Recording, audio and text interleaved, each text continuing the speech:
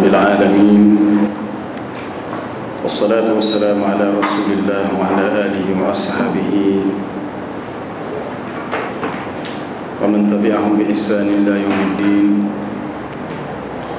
سبحانك لا علم لنا إلا ما علمتنا إنك أنت العليم الحكيم، وتب علينا إنك أنت التواب الرحيم.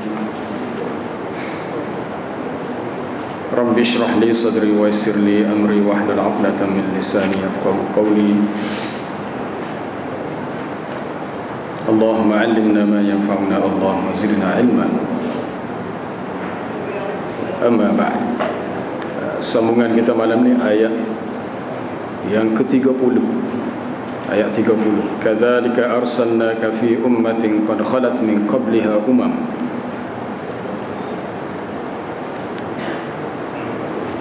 أعوذ بالله من الشيطان الرجيم.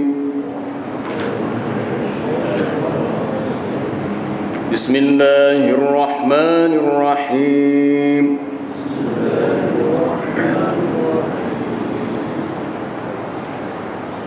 كذلك أرسلناك في أمة قد خلت من قبلها أمم لتتلو عليهم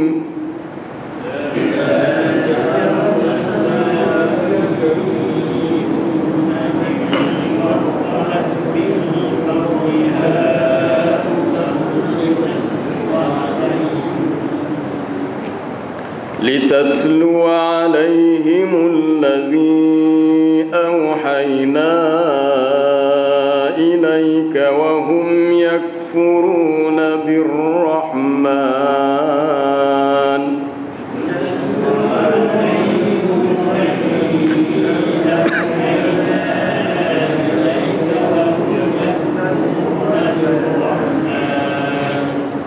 قل هو ربي لا إله إلا هو عليه توكلت وإليه متاب.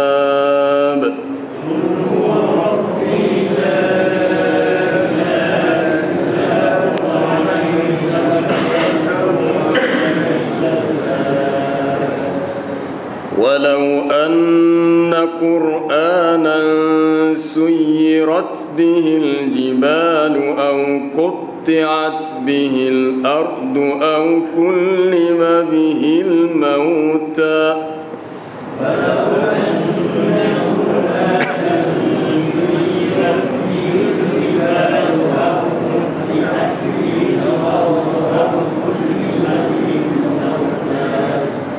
بل لله الأمر جميعا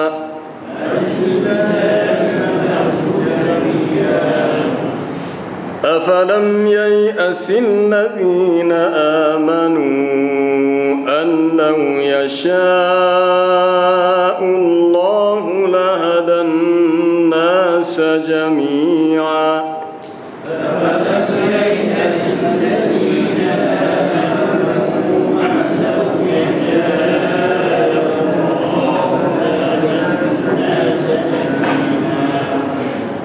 ولا يزال الذين كفروا تصيبهم بما صنعوا قارعة أو تحل قريبا من دارهم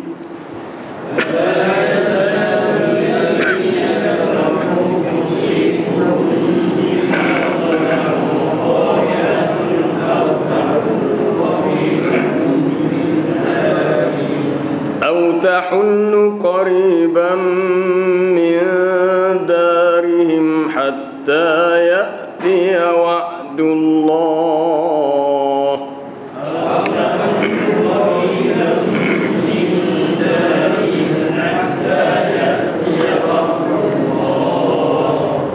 إن الله لا يخلف الميعاد.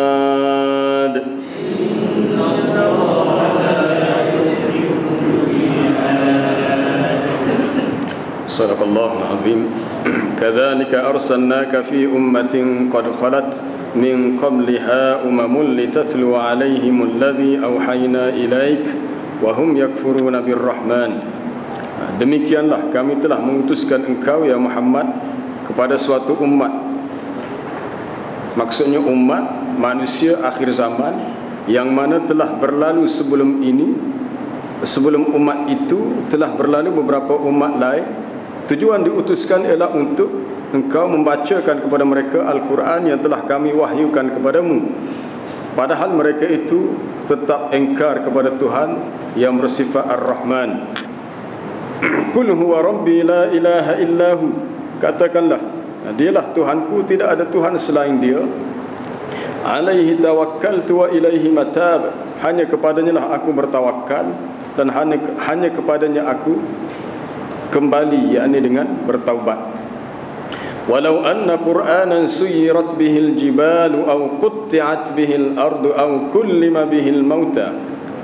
Dan sekiranya ada suatu bacaan kitab suci yang dengan itu gunung ganang dapat digoncangkan atau bumi menjadi terbelah atau orang yang sudah mati dapat bercakap, maka sudah tentulah kitab itu ialah Al-Quran. Kullillahil amru jami'a. Katakanlah segala urusan itu adalah milik Allah. Afalam yai'asil ladzina amanu allau yasha'ullahu lahadan nasa jami'a. Maka tidakkah orang-orang yang beriman mengetahui bahawa sekiranya Allah Ta'ala menghendaki semua manusia beriman, tentu Allah Ta'ala akan memberi petunjuk kepada manusia semuanya. Yakni tidaklah perlu orang-orang beriman merasa putus asa kerana persoalan hidayah adalah di sisi Allah. Wala yazalul ladzina kafaru tusibuhum bima sana'u qari'atun aw tahullu qariban min darihim hatta ya'tiya wa'dullah. Dan orang-orang yang kafir sentiasa ditimpa bencana disebabkan oleh perbuatan mereka sendiri. Bencana dalam bentuk qari'ah. Qari'ah, kejutan yang besar yang menggemparkan mereka, ataupun terjadinya ia dekat dengan kediaman mereka sehinggalah datangnya janji Allah. Innallaha la yukhliful mi'ad. Sesungguhnya Allah Ta'ala tidak memungkiri akan janjinya. Itu ayat 30 dan 31. Kadzalika arsalnaka. Demikianlah sebagaimana kami telah mengutuskan pada umat terdahulu ramai rasul-rasul yang telah berlalu, maka demikianlah kami telah mengutuskan engkau ya Muhammad pada suatu umat. Fi ummatin, maksud ummatin, ummah fi akhir zaman, umat pada akhir zaman. Kita semua adalah umat akhir zaman, umat yang telah Allah Ta'ala utuskan kepada kita Nabi sallallahu alaihi wasallam. Dalam satu hadis riwayat Imam Ahmad, inna hadhil ummah ummatun marhumah. Sesungguhnya umat ini adalah umat yang dirahmati. Allah Ta'ala tidak menyeksa dengan sedahsyatnya umat ini. Maksudnya ummatul ijabah, umat Islam yang telah menerima dakwah Nabi, melainkan telah disegerakan untuk mereka balasan di dunia atas dosa mereka dengan cara dikenakan sama ada az-zalazil, berlaku gempa bumi, atau berlaku al-fitan, berlakunya fitnah, atau berlakunya apa satu lagi az-zalazil, berlakunya zilzal, gempa bumi, berlakunya fitnah, dan berlakunya beberapa ujian malapetaka di akhir zaman. Tujuannya Allah Ta'ala hendak memberi rahmat kepada umat ini supaya mereka tidak dikenakan azab yang berat di akhirat. Umat Nabi SAW merupakan umat yang terbaik. Kuntum khaira ummah. Kamu adalah sebaik-baik umat ukhrijat linnas, yang telah dikeluarkan kepada manusia. Ta'muruna bil ma'ruf wa tanhauna 'anil munkari wa tu'minuna billah. Kamu menyuruh perkara yang baik, kamu menyuruh perkara yang ma'ruf, menyuruh perkara yang baik, mencegah perkara yang munkar, dan beriman kepada Allah. Kita dikenali sebagai khair ummah, ummah yang terbaik. Ummah ini dia merujuk kepada, kalau kita lihat dari segi bahasa Arab, ada banyak definisi, ada banyak ta'rif. Sama ada ummah dengan maksud satu kumpulan manusia. wal takum minkum ummatun yad'una ilal khair, hendaklah ada di kalangan kamu suatu golongan. Umat dengan maksud satu golongan yang menyeru kepada ma'ruf kebaikan, yang mencegah perkara mungkar. Umat dengan maksud seorang pemimpin. Inna Ibrahim kana ummatan qanitan lillahi hanifa wa lam yakun minal musyrikin. Sesungguhnya Nabi Ibrahim itu adalah suatu umat. Umat di sini maknanya seorang pemimpin yang lurus betul kehidupan beragamanya dan tidaklah ia termasuk golongan yang musyrik. Umat juga dengan maksud masa.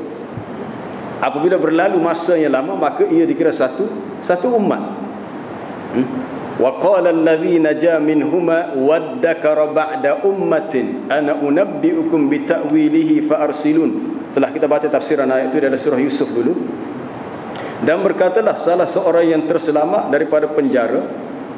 Dalam kisah Nabi Yusuf ada dua orang lelaki masuk penjara. Salah seorang itu dijatuhkan hukum yang bunuh, salah seorang terselamat. Setelah keluar daripada penjara, Nabi Yusuf yang berada dalam penjara juga berpesan, kamu jangan lupa beritahu kepada Tuhan kamu tentang kisah aku yang tahu mentadbirkan mimpi. Tetapi apabila berlalu masa yang lama, lebih kurang 7 tahun, apabila lelaki yang keluar daripada penjara mendengar kisah raja bermimpi melihat 7 ekor lembu yang kurus makan 7 ekor lembu yang gemuk, dia pun baru teringat kepada Yusuf. Wa qala allazi naja minhuma, dan berkatalah orang yang terselamat daripada penjara daripada salah seorang antara keduanya, waddakara ba'da ummah, dan telah berlalu selepas itu masa yang lama. Ummah adalah ayat ni maksudnya muddah tawilah, tempoh masa yang lama. Jadi perkataan ummah digunakan dengan pelbagai maksud dari sudut bahasa Arab. Ummah adalah ayat ni fi ummatin dengan maksud ta'ifatun kabiratun minan nas, satu kumpulan yang ramai dari kalangan manusia. Telah disentuh dalam kuliah lepas bahawa setiap orang yang hidup selepas Nabi sallallahu alaihi wasallam adalah umatnya. Kalau yang beriman dipanggil ummatul ijabah, umat yang telah menerima dakwahnya. Adapun yang tidak beriman tetapi tahu dakwah itu, maka ia dipanggil ummatud dakwah. Ummatud dakwah, umat yang telah sampai kepadanya seruan dakwah. Siapa seruan dakwah tetapi dia tak terima, maka dia kekal dengan kekufurannya. Adapun yang beriman, maka dia dipanggil ummatul ijabah. Allah Ta'ala utuskan Nabi SAW untuk umat ini sebagaimana diutuskan kepada umat yang terdahulu, nabi-nabi mereka, rasul-rasul mereka. Tujuan diutuskan Nabi kita adalah litatlu bermakna litaqra'a, untuk engkau ya Muhammad bacakan kepada mereka, ke atas mereka, allazi auhayna, apa yang telah kami wahyukan kepada kamu. Tugas Rasul ialah untuk membacakan ayat-ayat Allah, untuk menyampaikan ilmu yang diturunkan daripada langit, itu wahyu. Tugas Rasul adalah untuk menghidupkan jiwa manusia yang bersifat, apa kita kata, yang bersifat dalam Allah nampak. Sebab itu Nabi SAW dikenali sebagai pemimpin yang agung, sebab yang dipimpin oleh baginda bukanlah jasad manusia, tetapi yang dipimpin adalah ruh, jiwa, pemikiran manusia, hati manusia. Kalau pemimpin di dunia sekadar nak memimpin manusia secara lahiriah, secara jasad, maka pemimpin itu hanya fikir dari segi aspek pembangunan kebendaan untuk memberi kesenangan kepada jasad dan memberi kekenyangan kepada perut. Kalau sekadar hidup nak kenyang perut, nak senang sahaja, tapi dari sudut jiwanya sakit, hatinya jauh dengan Allah, jiwanya terpisah dengan Allah, maka pemimpin itu belum menuruti jejak langkah kepimpinan Nabi SAW.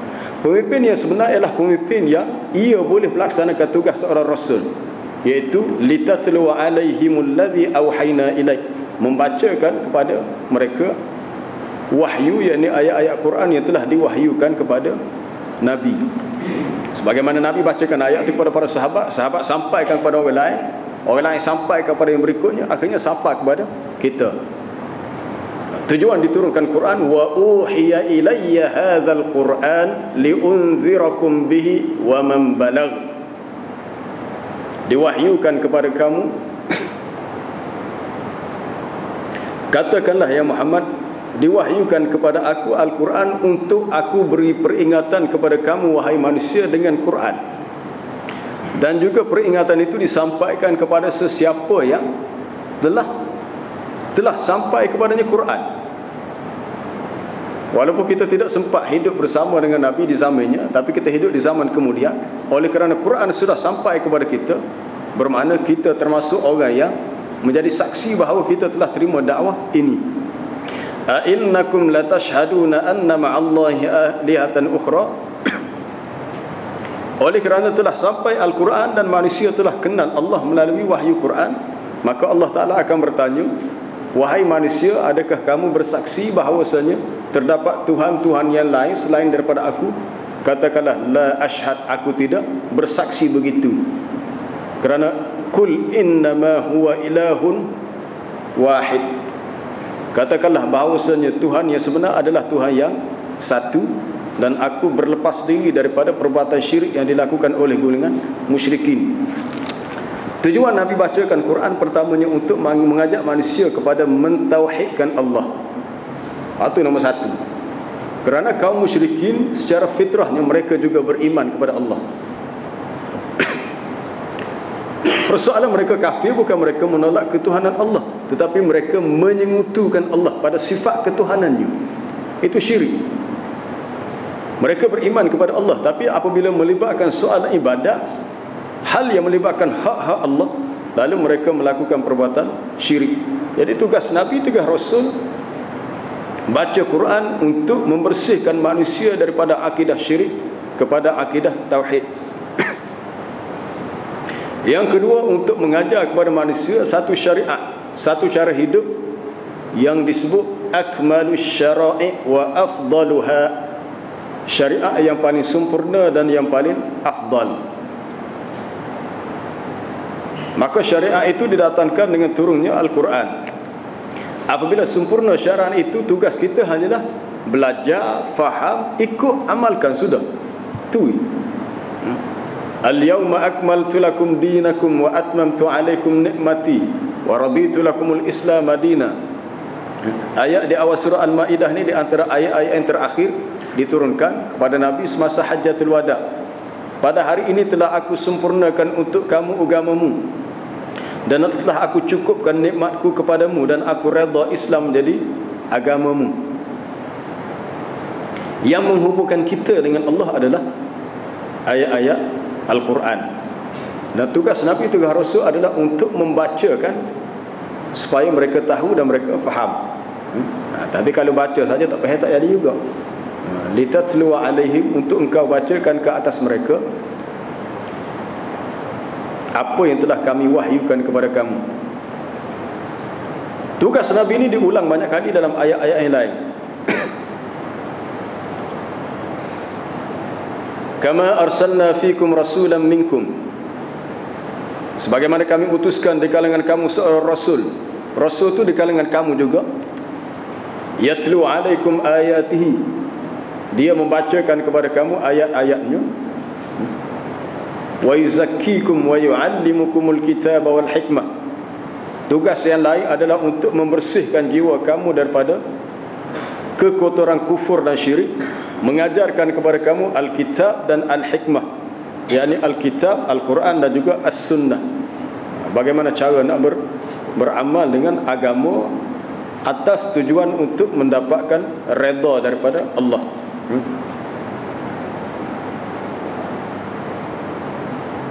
Yang mana telah berlalu sebelumnya umamun, beberapa umat yang terdahulu. Kalau kita merujuk umat ni kepada manusia, telah berlalu sebelum ini umat manusia yang begitu ramai. Walaqad ba'atsna fi kulli ummatin rasulan, sesungguhnya telah kami utuskan pada setiap umat itu seorang rasul. Umat ni merujuk kepada suatu generasi, tak semestinya satu kaum. Tetapi boleh juga umat dengan maksud satu kaum. Allah Ta'ala utuskan kepada umat Nabi Hud. Nabi Hud, Allah Ta'ala utuskan kepada suatu kaum yang dinamakan kaum Ad. Kaum Ad adalah suatu umat yang hidup pada zaman itu. Kemudian begitu juga nabi-nabi dan rasul-rasul yang lain diutuskan kepada umat mereka. Tetapi yang istimewanya Nabi kita sallallahu alaihi wasallam diutuskan kepada seluruh manusia, tidak hanya khusus pada bangsa tertentu ataupun generasi tertentu, kumpulan tertentu, tidak, pada semua. Dalam hadis sahih Bukhari, Nabi sallallahu alaihi wasallam menyebut, "U'titu khamsan lam yu'tahunna ahadun qabli." Diberi kepada aku 5 perkara yang tidak pernah diberikan kepada sesiapa pun sebelumku. Yang pertama, nusirtu birru'bi masirata syahrin. Diberi kemenangan kepada aku dengan rasa gerung dalam hati musuh, walaupun sejauh perjalanan sebulan. Nabi dengan musuh dia ni sebulan jauh lagi, tapi musuh dengar tentera Muhammad akan datang, timbul rasa gerung, takut. Yang kedua, ju'ilat liyal ardu masjidan wa tahura. Dijadikan bumi ini bagi aku bersih, yakni boleh bersuci seperti bertayamum, dan boleh salat di atasnya untuk dijadikan masjid. Maka mana-mana orang di kalangan umatku yang telah masuk baginya waktu solat, hendaklah dia menunaikan solat di mana sahaja dia berada. Kalau tak ada air, dia boleh bertayamum. Walaupun tak ada masjid, boleh sembahyang di mana-mana tempat, asalkan tanah itu suci. Yang ketiga, uhillat liyal ghanaim. Dihalalkan bagi aku harta ghanimah, harta rampasan perang, yang tidak dihalalkan kepada umat Nabi terdahulu. Nabi-Nabi terdahulu kalau perang, bila harta rampasan perang dia akan pergi pun setepat, tunggulah turun api daripada langit, maka api itu akan membakar harta itu. Tapi untuk Nabi SAW apabila berperang, tentera musuh berjaya ditawan, harta mereka dijadikan harta ghanimah, harta rampasan perang. Yang keempat, diberi kepada aku syafaat, khususnya syafaat uzma, syafaat yang paling besar daripada mahsyar. Dan yang kelima, kullu nabiyyin, setiap nabi diutuskan kepada umatnya secara khusus, tetapi wa bu'istu ilan nasi kafah, aku diutuskan kepada manusia seluruhnya, tidak hanya untuk umat yang tertentu, generasi tertentu, bangsa tapi untuk seluruh. Termasuklah kita, walaupun kita tidak bangsa Arab, walaupun kita tidak bercakap bahasa Arab, apabila sampai kepada kita, wajib kita terima. Sesiapa yang tidak terima, maka dia akan menanggung azab di akhirat. Termasuklah golongan Bani Israel, Yahudi, Nasara, yang telah beriman kepada Nabi mereka, tetapi apabila sampai dakwah Nabi Muhammad SAW, kalau mereka tidak beriman, maka mereka akan jadi ahli neraka, masuk neraka juga, sebab tidak ikut dakwah Nabi SAW.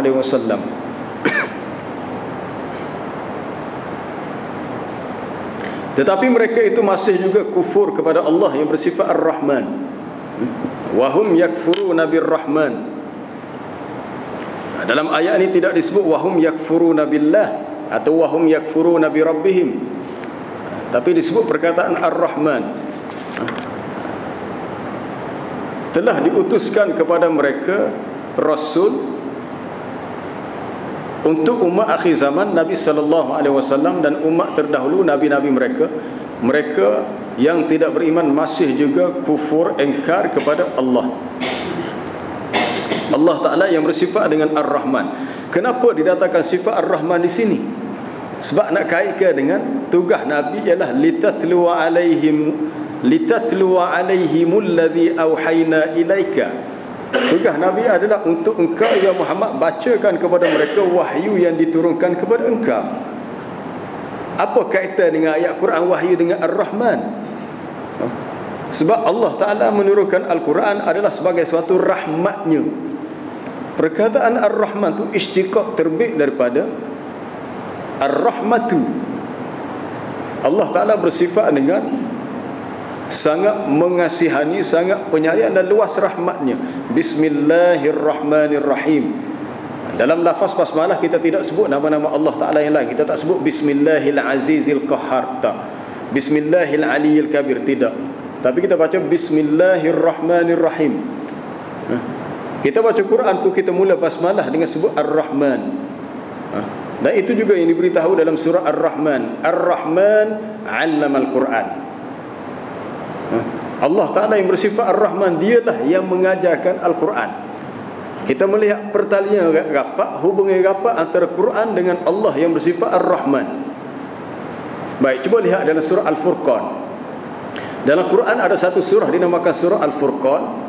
Dalam juzuk yang akhir juzuk yang ke-18 dan juga awal juzuk ke-19. Dalam surah Al-Furqan di akhir itu ada dinyatakan sifat-sifat ibadur Rahman. Al-Furqan maknanya Al-Quran. Tabarakalladzi nazzala al-furqana ala 'abdihi liyakuna lil 'alamin nadhira. Maha suci Allah yang telah menurunkan Al-Furqan, yakni Al-Quran, supaya Al-Quran ini menjadi peringatan bagi seluruh alam. Tujuan diturunkan Quran adalah untuk mendatangkan rahmat kepada manusia. Sebab Nabi SAW diutuskan sebagai pembawa rahmat. Rahmatnya Nabi itu bukan atas diri dia saja, tapi dengan sebab gapo dia hak dibawa. Apa yang dibawa oleh Nabi itu adalah rahmat, iaitu Quran. Dan Quran adalah perkara yang menjadi induk kepada Islam itu sendiri. Kita tidak akan faham hukum-hukum Islam sekiranya tidak ada Quran. Tapi Allah Ta'ala dengan rahmatnya menurunkan Al-Quran. Maka di akhir surah Al-Furqan dinyatakan sifat-sifat ibadur Rahman. Wa ibadur Rahman. Kenapa tak disebut wa ibadullah? Kenapa tak dikata ayat tu wa ibadullahil ladzina yamshuna 'alal ardi haunan? Tapi ayat tu mari dengan wa ibadur rahmanil ladzina yamshuna 'alal ardi haunan wa idza khatabahumul jahiluna qalu salama. Hamba-hamba Allah Ta'ala yang bersifat Ar-Rahman, hamba-hambanya ialah orang-orang yang apabila berjalan di atas muka bumi, mereka berjalan dengan penuh rendah diri dan rasa hina. Kenapa sifat Allah yang Ar-Rahman itu dinyatakan dalam surah Al-Furqan? Untuk dia kaitkan dengan sifat hamba dia. Sebab pertalian yang rapat antara Quran dengan rahmat itu sendiri. Sebab itu sesiapa yang mahukan kepada rahmat Allah Ta'ala yang lebih luas, berusahalah untuk belajar Quran, mendekatkan diri kepada Quran, hafalah Quran, dan wujudkan suatu hubungan yang kukuh antara kita dengan Quran. Kalau kita baca dalam mana-mana buku motivasi yang ditulis oleh tokoh-tokoh motivasi, Dr. A'id Abdullah Al-Qarni, Amru Khalid daripada Mesir, dia akan menggunakan metod utamanya ialah wujudkan kekuatan jiwa dengan Al-Quran. Al-Quran adalah hamdullahil matin, tali Allah Ta'ala yang kukuh. Di situlah kita mendapat rahmat Allah Ta'ala dengan cara wujudnya hubungan dengan Al-Quran. Jadi oleh kerana dalam ayat ini dinyatakan tugas Nabi membacakan Al-Quran, tetapi oleh kerana orang-orang kafir menolak dakwah itu, mereka dianggap kufur kepada Ar-Rahman, Allah Ta'ala yang bersifat penyayang. Al-Quran diturunkan untuk tolong mereka, tetapi mereka tidak mahu menerima pertolongan itu. Jadi tujuan disebut Ar-Rahman di sini adalah kerana kaitan dengan tugas Nabi ialah untuk membacakan Al-Quran. Kul, katakanlah, huwa rabbi, dialah Tuhanku, la ilaha illahu, tidak ada Tuhan melainkan dia. Dalam ayat itu ada dua perkataan yang berbeza, tetapi membawa kepada makna yang hampir sama. Rabbi dengan ilah. Kul huwa rabbi la ilaha illahu, dia tidak mari kul huwa ilahi la ilaha illahu, ataupun tidak kul huwa rabbi la rabba illahu. Tak. Kul huwa rabbi la ilaha illahu. Kul, katakanlah, dialah Allah Rabbi, Tuhanku. Rabb dengan maksud dialah sahibi, tuanku, sayyidi, ataupun khaliqi, penciptaku, raziki, pemberi rezeki kepada aku. Dialah segala-galanya, dialah yang mentadbir urus kehidupanku. Rezeki dia yang berikan, aku dia yang ciptakan. Seluruh makhluk alam ini Allah Ta'ala yang ciptakan. Itu Rabb. La ilahu, tidak ada Tuhan melainkan dia. La ilahu la ma'bud bihaqqin siwahu, tidak ada yang disembah dengan sebenar-benarnya kecuali dia. Ilah di sini dengan maksud Allah Ta'ala dialah satu-satunya zat yang maha suci yang layak untuk diberikan ibadah kepadanya. Ibadat ni mencakupi segala kehendak kita, permintaan kita, pergantungnya kita. Ibadat ni tidak sekadar ibadat khusus, tidak sekadar sembahyang, puasa, apa sebagainya. Termasuk segala pergantungnya hati termasuk dalam bab ibadat. Sebab tu dalam ayat selepasnya, alaihi tawakkaltu, kepadanya lah aku bertawakal. Sebab tawakal pun ibadat juga. Untuk dikaitkan keperluan kita menunaikan hak Allah. La ilahu, tidak ada Tuhan yang berhak disembah. Termasuklah dalam soal bab bertawakal, berserah diri. Tidak boleh kita berserah kepada makhluk. Mesti kita berserah, bergantung, berharap sepenuhnya kepada Allah Ta'ala. Sebab tawakal ni salah satu urusan ibadat yang sangat tinggi nilainya. Tinggi nilainya. Orang-orang yang bertawakal kepada Allah adalah di antara ciri orang yang sempurna imannya. Innamal mu'minuna alladzina idza dzukirallahu wajilat qulubuhum. Dalam ayat kedua surah Al-Anfal, bahawasanya orang-orang beriman, orang yang apabila disebut nama Allah maka gemetarlah hati mereka. Wa idza tuliyat alaihim ayatuhu zadatuhum imana. Dan apabila dibacakan kepada mereka ayat-ayat Allah maka gemetarlah hati mereka, maka bertambahlah iman mereka. Wa ala rabbihim yatawakkalun, dan mereka bertawakal kepada Allah. Mereka bertawakal kepada Tuhan mereka. Tawakal ini salah satu bentuk ibadat yang sangat tinggi dan sangat perlu diberi perhatian. Sebab tu kita diminta untuk berdoa. Solat tu sendiri adalah doa. Doa tu menyatakan pergantungnya tawakal kita kepada Allah. Seseorang itu perlu sentiasa bertawakal kepada Allah dalam apa sahaja, walaupun dia merasakan hidup dia susah ataupun senang. Tawakal tu perlu sentiasa ada. Wa ilaihi mathab, dan kepadanya lah aku kembali. Arji'u wa unibu, kembali dengan maksud untuk bertaubat.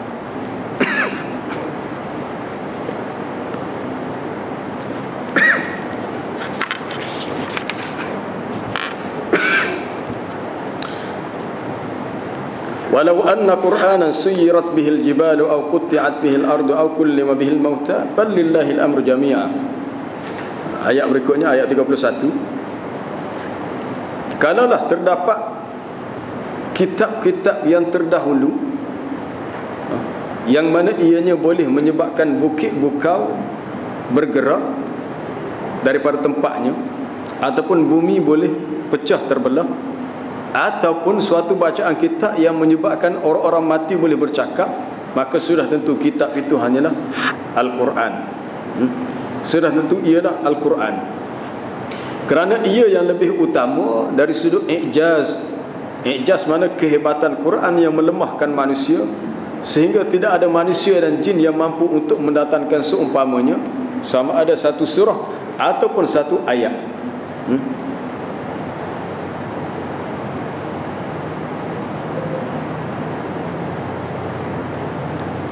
Ini berhubung dengan kehebatan Al-Quran. Kalau ada sebuah bacaan yang boleh menyebabkan orang mati boleh bercakap, bukit boleh bergerak daripada tempatnya, gunung apa dia, bumi boleh terbelah, maka bacaan itu adalah Al-Quran. Kita melihat dalam ayat surah Al-Hasyr, "Lau anzalna hadzal Qur'ana 'ala jabal la ra'aitahu khashi'an mutasaddian min khasyatillah." Kalaulah kami menurunkan Al-Quran ini ke atas sebuah bukit, kalaulah Quran itu diturunkan ke atas sebuah bukit, maksudnya kalaulah perintah yang terkandung dalam Quran ini ditanggung oleh bukit yang besar tu, menanggung perintah untuk solat, puasa, zakat, haji dan segala perintah-perintah yang ada dalamnya. Perintah apa dia kena buat dan perintah yang kena tinggalkan, yang perlu ditinggalkan, maka bukit bukau pun tidak sanggup untuk menanggungnya, sehingga khasyian, ia menjadi khusyuk, takut dan pecah, hancur kerana takutkan Allah. Bukit bukau pun tidak sanggup untuk menanggung amanah yang terkandung dalam Quran kerana terasa berat. Itu maksud turun di sini, sekiranya gunung ganang memikul tanggungjawab untuk melaksanakan perintah Al-Quran. Sebab Quran ni sesuatu yang berat. Maksud berat bukan berat dari segi timbangnya berapa kilo, berapa gram. Maksud berat dari sudut ma ishtamala alaihi atau ma tashtamilu alaihi min al-ahkam wal awamir wan nawahi. Apa yang terkandung dalamnya dari segi segala hukum, perintah, larangan, ianya sesuatu yang berat. Contoh yang berat satunya solat. Contoh yang paling mudah solat. Wa innaha lakabiratun illa 'alal khashiin, dalam ayat wasta'inu bis sabri was salah, mintalah pertolongan kepada Allah dengan sabar dan tunaikanlah solat. Wa innaha lakabiratun illa 'alal khashiin, solat ini sesuatu yang terasa besar. Kabirah besar ni thaqilah, berat. Solat ni berat, payah nak buat, kecuali bagi orang-orang yang khusyuk. Kita akan jumpa di tempat kita, boleh jadi tempat lain, waktu solat Jumaat rupanya ramai orang tidak solat Jumaat. Ramai. Ramai. Kalau kita mari Jumaat, cuba mungkin kalau ada ahli keluarga di rumah, isteri atau anak-anak yang tidak wajib baginya solat Jumaat, cuba pergi kedai masa tu, tengok ramai. Ramai kaum lelaki, orang dewasa yang tidak ke masjid waktu solat Jumaat. Kalau nak kata budak, tidak budak dah, orang sudah akil balik. Orang yang sudah menikah dewasa. Tapi ramai tidak. Kalau solat Jumaat seminggu sekali mereka tak pergi, hak lain, hak 5 waktu rasa mungkin berat lagi lah. Jadi sembahyang ini sesuatu yang berat, dan perintah solat ini ada dalam Quran. Bagaimana manusia mampu untuk melaksanakan segala hukum-hukum yang lain, kalau hukum yang asas seperti solat pun tidak mampu mereka tunaikan. Bal lillahil amru jami'an, bal lillahil amru jami'an, bahkan segala urusan itu adalah milik Allah. Bahkan tempat kembali urusan itu semuanya adalah ilallahi azza wa jalla. Urusan kehidupan kita ni, urusan rezeki, urusan apa sahaja urusan ni, segala-galanya akan kembali kepada Allah. Kalau kita berdepan dengan suatu ujian, suatu musibah yang terasa berat oleh kita untuk menanggungnya, maka hendaklah kita berusaha untuk semakin dekat dengan Allah. Allah Ta'ala uji kita dengan ujian yang kadang-kadang kita rasa tak sanggup untuk kita menanggungnya. Ujian yang menyebabkan kita rasa sangat tertekan. Tapi ketahuilah, Nabi-Nabi dan Rasul-Rasul lebih berat lagi diuji daripada kita. Sebab apa sahaja ujian, masalah yang berlaku dalam hidup, ia datang daripada Allah, dan kita kembalikan semula ia kepada Allah. Kerana Allah Ta'ala mahu menguji kita satu demi satu. Ujian itu tidak akan habis hinggalah kita meninggal dunia. Masya'allahu kana wa ma lam yasha' lam yakun. Apa yang Allah Ta'ala kehendaki akan berlaku, dan apa yang Allah Ta'ala tidak kehendaki, dia tidak akan berlaku. Segala urusan itu adalah di tangannya, di bawah jagaannya, kendaliannya. Kerana dia yang memiliki segala iradah, kemahuan, dan juga dia juga yang memerintahkan untuk fi inzalil ayat, menurunkan apa sahaja tanda-tanda kekuasaannya yang hendak ditunjukkan kepada manusia. Urusan itu adalah bagi Allah. Tugas kita hanyalah buat apa yang Allah Ta'ala perintahkan. Kalau Allah Ta'ala perintahkan kita berdakwah, ajak manusia, kita buat urusan dakwah. Dan kita tidak boleh beri alasan dakwah apa, tak saya dengar pun, tak saya ikut pun. Soal tak saya dengar pun, itu bukan kerja kita, itu urusan orang lain. Kita hanya dimintakan untuk tablighud dakwah. Manusia boleh terima, tak nak terima, nak marah, tak marah, setuju, tak setuju, itu bukan urusan kita. Urusan kita adalah sampaikan. Kadang-kadang setengah orang dia mudah cepat putus asa. Dia kata tak sah wayak, tak sah wayak pun tak dengar juga, tak itu. Seorang dengar tak dengar, itu bukan urusan kita. Urusan kita hanyalah tablighud dakwah, sampaikan dakwah. Ya ayyuhar rasul balligh ma unzila ilaika min rabbik. Wahai Rasul, sampaikanlah apa yang diturunkan kepadamu oleh Tuhanmu. Rasulullah hanya dimintakan untuk sampai. Hak manusia dengar, dengar. Hak tak dengar, tak seterima, itu dia punya pasal. Faman syaa'a falyu'min wa man syaa'a falyakfur. Sesiapa yang mahu beriman, biarkanlah dia beriman. Sesiapa memilih untuk engkar dan kufur, biarkanlah dia kufur. Dan di hari kiamat nanti, Nabi akan menjadi saksi bahawa dia telah menyampaikan tugas dia. Dalam hajjatul wada', selepas selesai menyampaikan khutbahnya semasa hajjatul wada, Nabi akak hujung jari ke langit kata, Allahumma ashhid hal ballaghtu, 3 kali. Ya Allah, persaksikanlah sesungguhnya tidakkah aku sudah menyampaikan semua yang engkau turunkan kepada aku telah aku sampaikan kepada manusia. Allahum ashhid hal ballaghtu, tidakkah aku telah sampaikan. Rasulullah telah menyampaikan tugas dia, semua yang telah dia sampaikan itu adalah ajaran agama yang apabila sampai kepada kita, wajib kita pegang, kita ambil dan kita amalkan, kemudian kita sampaikan kepada orang lain.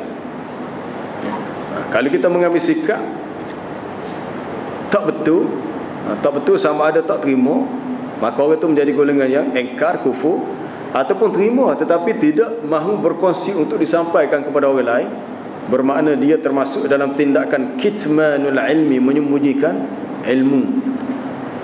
Sifat menyembunyikan ilmu, apa-apa sahaja yang kita tahu daripada Quran adalah suatu dosa.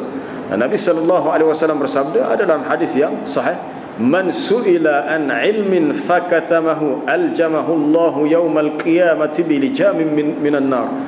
Sesiapa yang ditanya tentang sesuatu ilmu maka dia menyembunyikannya, tidak menyatakan yang hak, yang benar, maka dia akan akan disepit, akan dikekang lidahnya ataupun mulutnya dengan alat penyepit, alat kekangan daripada neraka, dengan sebab dia menyembunyikan perkara yang benar ataupun dia tidak mahu menyampaikan ilmu agama.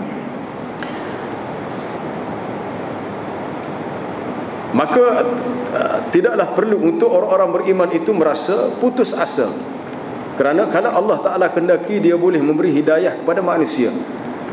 Bagi kita tidaklah perlu kita merasa putus asa daripada berdakwah, lalu kita kata dakwah apa, dakwah pun orang tak sibuk berubah je, terima juga. Kita jangan mudah rasa kecewa, mudah putus asa, putus harapan. Walaupun terasa payah, kena cuba juga buat. Urusan sama ada orang itu terima tak terima, kita serahkan kepada Allah. Anak-anak Nabi Yaqub telah kita baca kisah dalam surah Yusuf dulu tafsirannya. Oleh kerana lama dah berpisah dengan Yusuf, mereka hampir-hampir putus asa, tak jumpa dah. Lalu akhirnya Nabi Yaqub berpesan, ya bunayya yadhhabu fatahassasu min Yusuf wala tayasu min rauhillah.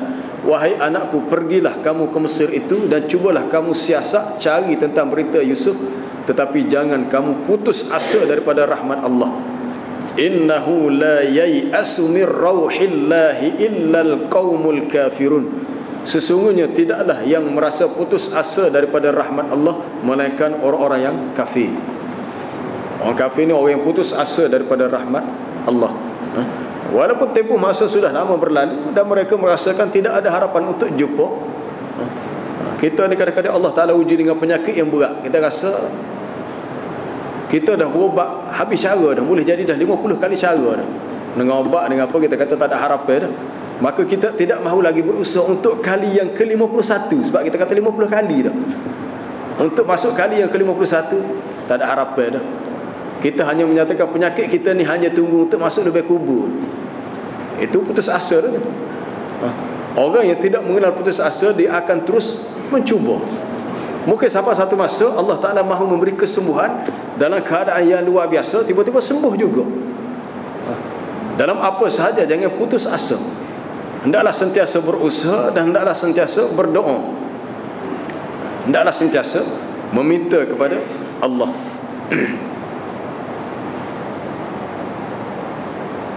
Dan sentiasalah orang-orang kafir itu ditimpa dengan musibah, dengan kesusahan ataupun bencana yang hampir dengan rumah mereka, sehinggalah datang kepada mereka janji Allah. Maknanya orang-orang kafir sentiasa hidup dalam kesusahan kerana engkar dan kufurnya mereka kepada Allah menyebabkan mereka sentiasa diuji dengan pelbagai kesusahan, dengan pelbagai bencana yang tidak putus-putus, dengan berbagai bentuk al-balaya, bala-bala minal qatli wal asari wa apa dia lagi, bunuh, menjadi tawanan perang. Semuanya berpunca daripada sikap mereka yang mendustakan dakwah Nabi SAW, sehinggalah datang janji Allah, iaitu berlakunya kemenangan bagi agama Allah. Kata Ibn Abbas, maksud janji Allah Ta'ala di sini ialah berlakunya pembukaan kota Mekah. Sebab adalah konteks ayat ni allazina kafaru merujuk kepada kufar Quraisy. Dari sudut cerita asal lah, tapi dari sudut pengajaran daripada ayat tidak hanya untuk zaman Nabi saja. Ia merujuk kepada semua manusia dan semua zaman. Sentiasalah orang-orang kafir Quraisy itu ditimpa dengan bencana, musibah, sehinggalah datang janji Allah, iaitu berlakunya Fathu Mekah, pembukaan kota Mekah, mengikut pandangan Ibn Abbas. Sesungguhnya Allah Ta'ala tidak memungkiri janjinya, kerana apabila Allah Ta'ala berjanji, janji itu akan dilaksanakan, dan janji Allah Ta'ala adalah janji yang benar. Allah, insyaAllah kita sama semula minggu depan. Subhanakallah bihamdika asyhadu an la ilaha illa anta astaghfiruka wa atubu ilaik. Wal 'asri innal insana lafi khusr illa alladhina amanu wa 'amilus solihat wa tawassaw bil haqqi wa tawassaw bis sabr.